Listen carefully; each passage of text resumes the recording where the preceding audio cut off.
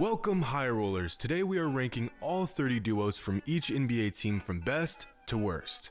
Now I'll be using my expert insight and analysis to really get into the finer details of this ranking system. And by expert insight and analysis, I mean using my emotions and lack of relevant information to subjectively rank these duos based on how I'm feeling at the moment. So with that being said, let's jump right into it. First up, we have the Nuggets with Jamal Murray and Nikola Jokic. If you told me a year ago that Jamal Murray and Nikola Jokic would be a top 5 duo in the NBA by 2021, I would have probably laughed at you because you're a Nuggets fan, but also because I would have never expected these guys to make such a monumental leap in just one season. Jokic is the best center in the NBA. Sorry Sixers fans, the truth hurts. And Jamal Murray just took the leap in last season's playoffs, proving that he is the perfect wingman for the Joker. These guys are the real deal, and for that, we'll put them in the great tier. Next, we have the Celtics with Jason Tatum and Jaylen Brown. Jason Tatum is a superstar, his potential is virtually endless at the moment, and Jaylen Brown has completely blossomed into this borderline star, but his progression has been super sneaky since he's been in Jason Tatum's shadow. A super sneaky star and a legit superstar. They belong in the great tier. Next, we have the Bulls with Zach LaVine and Lauri Markkanen. Young, dynamic, injury prone. Zach LaVine really showed his star potential last season. He's unquestionably the leader of this Bulls team. And although Markkanen is a solid player, after taking steps back last season, I think it's fair to put them in the at least you tried tier. Not a big fan of this duo right now, but I am a big fan of today's sponsor, Wondershare Filmora 10. One of the most frequent questions I get comes from aspiring YouTubers looking for a way to get their channel going, but just don't know where to start. My answer? Filmora 10. The new free-to-use and easy-to-use video editor. Filmora 10 offers some awesome features like keyframing, color matching, audio ducking, and my personal favorite, motion tracking. Check this out. LeBron's cruising down the highway, but that's no fun. So with a few easy clicks, wait, that's not LeBron, it's LeVar Ball, on his way to chew out the Hornets front office. Over the years, I've transitioned from one video editor to the next, and I really wish I would have had Filmora 10 sooner. It makes editing videos faster and easier. And with their extensive film stock library, your creative freedom is endless. Use the link in the description below to start your free trial of Filmora 10 today and leave a comment of your experience because we will be giving away a 1-year free license for Filmora 10 to one lucky viewer. Now, back to the video. Next, we have Kevin Durant and Kyrie Irving with the Nets. Now this is an interesting duo. On paper, some may argue that they are the best duo in the NBA. There's no question that they are the most skilled duo in the NBA, but we have yet to see if their individual dominance can translate to a cohesive 1-2 punch. So I'm a bit indifferent about them at the moment. Why do I get this feeling that the Nets will either make the finals or they'll implode halfway through the season and decay into a toxic mess? Like literally no in between. Those are the only two possible outcomes. I know we haven't seen them play together yet, but anything less than great would be tragic. Next, we have the Hawks with Trae Young and John Collins. So with the Hawks, you could easily pair Gallinari with Trae as their best duo, but since they haven't actually played with each other yet, I chose John Collins. I think this duo is really going to surprise some people this year. Last season, they only played about half the season together, so of course their record doesn't actually reflect their ability to play together, but both of these dudes are young and have a game suited for where the league is heading. So for now, they're average. Next, we have the Hornets with Devontae Graham and Gordon Hayward. I was tempted to put LaMelo as one of the players in Charlotte's duo, but in an effort to not be unbelievably disrespectful, I'm going to hold off on that. Both Devontae Graham and Terry Rozier were the only silver lining in an underwhelming Hornets team last season, but now that we'll hopefully see a healthy Gordon Hayward with the team, I don't think it's a stretch to say that he'll step in as one of the best players on the team. Oddly enough, even this is probably the best duo Charlotte's had in years, and somehow it still falls short of average. That sounds really messed up. I mean no harm, it's just my take on the situation. They've got a case of the at least you tried. Next, we have the Cavaliers with Colin Sexton and Andre Drummond. Not much to say here. Sexton is another up-and-coming player that has shown promise, but unfortunately, he plays for the Cavaliers. So, yeah. And Drummond, well, there's just something about Drummond that just doesn't get it done for me. I don't know why. Dude puts up awesome numbers year after year, but it never seems to translate to any success for his team. So, unfortunately, they will fall in the disappointed face using a colon and a / tier. Super catchy title, right? I know. Next, we have the Mavericks with Luka Doncic and Kristaps Porzingis. In the latest edition of Mark Cuban's fetish for foreign players, Luka and Porzingis, the dynamic duo of the future, it's kind of looking that way. Luka is on pace to being one of the greatest players of all time, and a healthy Porzingis is an absolute menace. Honestly, one of the more underrated duos in the NBA right now, and although they haven't accomplished a lot yet, I'm going to put them in the great tier. Next, we have the Pistons with Blake Griffin and LiAngelo Ball. Could you imagine? No. Blake Griffin and Derrick Rose, the tale of two ungodly athletic players from the last decade who have gracefully adjusted their game after a laundry list of injuries. 8 years ago, this duo would be enough to contend for a title. But it's not 2012. And as much as I'm rooting for these two, there's just too much young talent in the league right now for them to really make a meaningful impact. But at least they tried. Next, we've got the Warriors with Stephen Curry and Andrew Wiggins. I really wanted to add Kelly Oubre with Steph. I really feel like he's going to make the leap this season, but I just put Andrew Wiggins.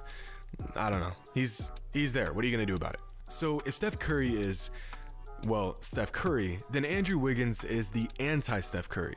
I'd like to explain why that is, but in an effort to not waste time, I'll just let you ponder over that contrast. Curry is still the best point guard in the NBA, and Andrew Wiggins could possibly complement his game with his ability to create his own shot and space the floor. I also can't imagine Curry not elevating Wiggins' game as well, so they land in the good tier. Next, we've got the Rockets with James Harden and John Wall. So I'd like to go into detail on why I think this duo has a shot at being extremely productive and cohesive, but due to his addiction with strip clubs, Harden probably won't be with the Rockets for much longer. And it's a shame. John Wall, or at least what we last saw of him, is the perfect point guard for a player like Harden. Sure, Wall doesn't have much of an outside shot, but as a backcourt, they've got size, scoring ability, they can both create their own shot and create offense for their team, and if John Wall is even half the defensive player he was before his injuries, the Rockets will have a great perimeter defensive presence to offset Harden's lack of defense. But there are just far too many contingencies on this duo to merit a great tier ranking, so they fall in the good tier. Next, we've got the Pacers with Domantas Sabonis and TJ Warren. This is another one of those duos where I wasn't really sure who to put. Sabonis is definitely the best player on the Pacers, but you could either add TJ Warren, a healthy Victor Oladipo, or Malcolm Brogdon as the second of the pair, but for now I put TJ Warren. Domantas Sabonis might just be the most underrated player in the entire league right now. He's an absolute unit down low. I know the Pacers don't get a lot of nationally televised games, but when you guys get the time, watch this man Sabonis ball. One of the last true big men in the NBA. And TJ Warren just reincarnated prime Michael Jordan for 2 weeks in the bubble, so this duo really has an opportunity to capitalize in the East. But we'll have to see how things unfold for this duo, and in the meantime, they warrant an average tier rating. Next, we have the Clippers with Kawhi Leonard and Paul George. So after their lackluster play in the playoffs last season, I really don't know where to rank Kawhi and PG. On paper, this duo honestly looks like the perfect 1-2 punch, but here in reality, they got drop kicked out of the playoffs by a younger, more versatile duo in Denver. I'm not sure if this duo's performance in the playoffs was just a fluke or what. Kawhi is still a top 5 player in the league, and Paul George is, well, at this point, I don't really know. For now, I want to put them in the good tier, but I mean, come on, they're still great. Next, we have the Lakers with LeBron James and Anthony Davis. Not much to say here. Going into last season, they were headlined as the best duo in the NBA, and both AD and LeBron backed up the hype by delivering a championship in their first season together. Expect more of their dominance this season. They're absolutely goated.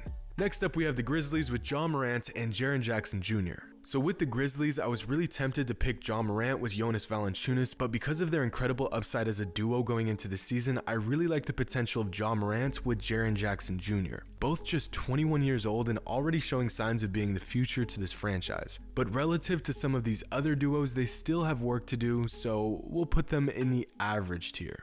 Next up, Jimmy Butler and Bam Adebayo with the Heat. After a finals appearance last season, Jimmy Butler and Bam Adebayo both proved their star status and earned a title as one of the league's premier duos. Jimmy and Bam are pretty much what we thought Kawhi and PG would be. They check off every box and are honestly a great example of players whose numbers don't reflect their true value. I really want to put them in the GOATed tier, but considering they're the watered down version of LeBron and AD, they will go in the great tier.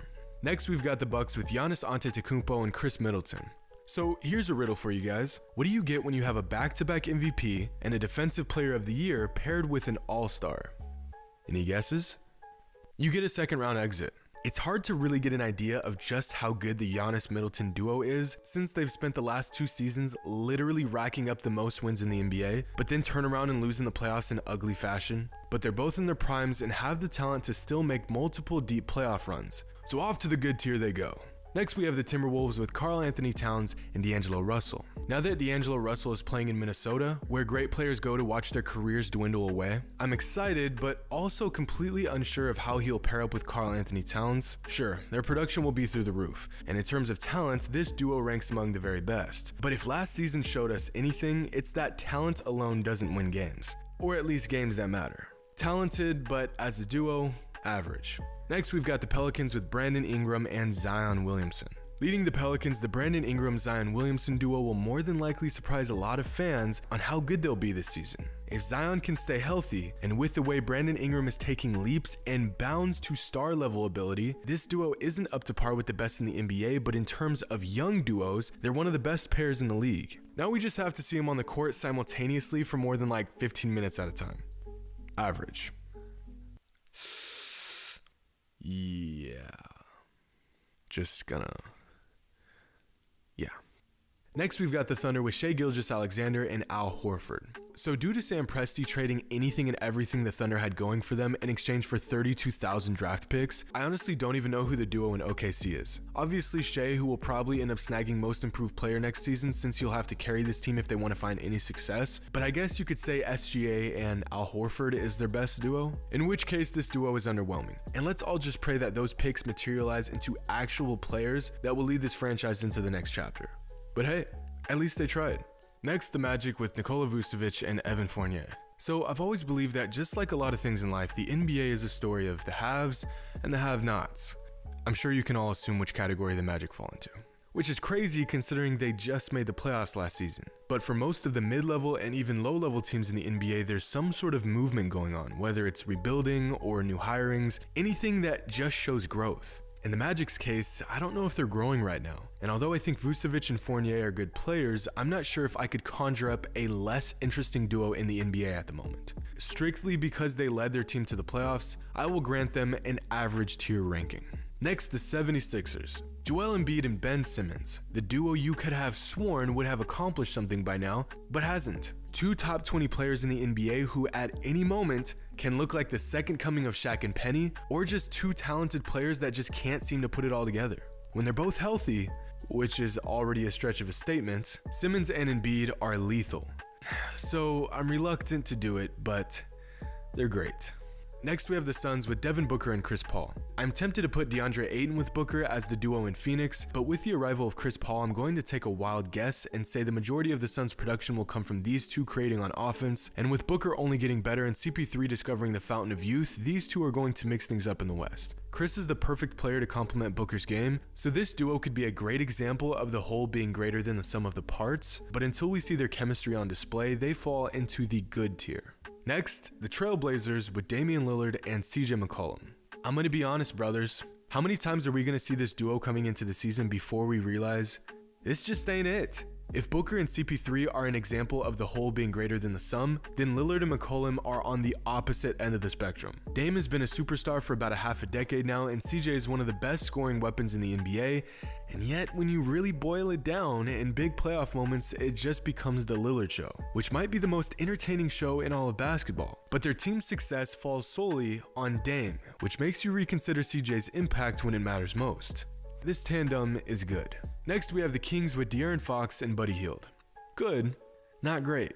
Solid, but nothing to really get you excited. Unless you're a Kings fan, in which case I offer you my condolences. Fox may just make the leap this season, and Buddy has really progressed over the last couple years, but when a duo like Lillard and McCollum is only good for the 8th seed in the playoffs, you have to be realistic about the ceiling of this backcourt duo. So we'll put Fox and old Buddy in the average tier.